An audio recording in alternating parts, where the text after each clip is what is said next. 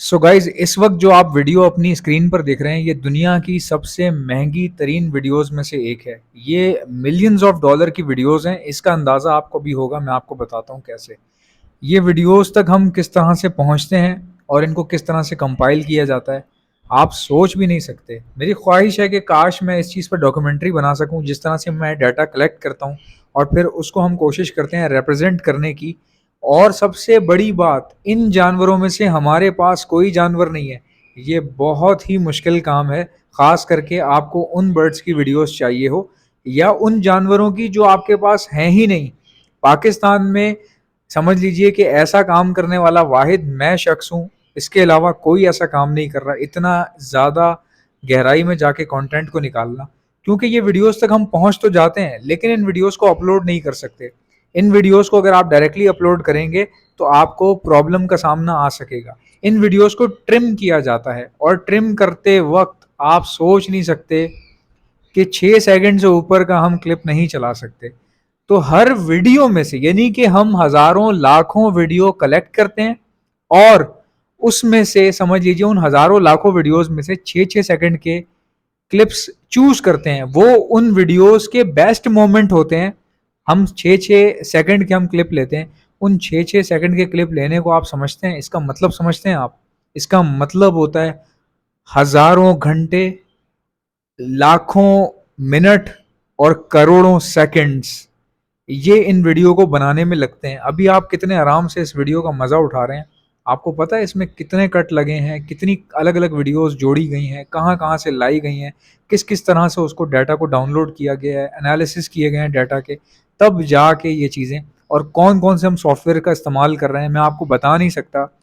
یہی وجہ ہے کہ اب مجھے ایسا لگتا ہے کہ شاید مجھے باقی لوگوں کو جو میرے پاس کام کر رہے ہیں ان کو ٹرین کرنا پڑے گا.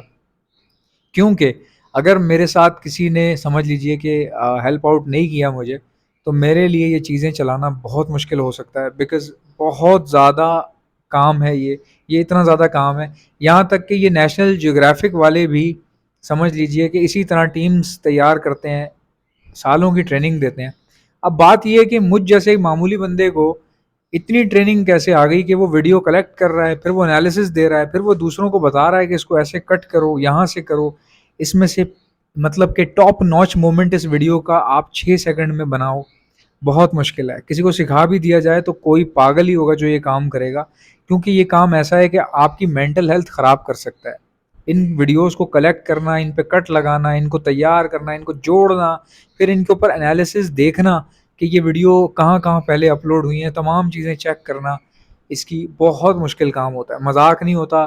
اب یہ ویڈیو جو آپ دیکھ رہے ہیں یہ کتنے ٹائم میں بنی ہوگی ذرا اندازہ لگائیں.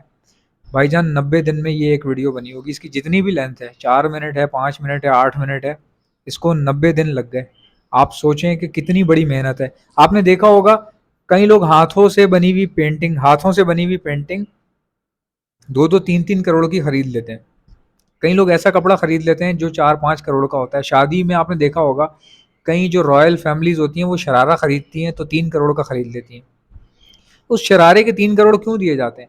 اس میں کچھ ایسا کام ہوتا ہے جو اس غرارے کو یا شرارے کو بننے میں تقریباً سمجھ لیجئے کہ 10-10 سال بھی لگ جاتے ہیں.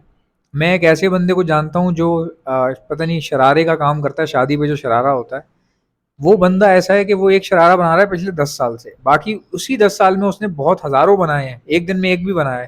لیکن ایک ایسا ہے جس میں وہ روز تھوڑا تھوڑا کام کرتا ہے اور وہ بتاتا ہے کہ یہ شرارہ تقریباً اگر میں بیچوں تو سمجھ لیجئے کہ 15 سے 16 کروڑ میں آرام سے بک جائے گا.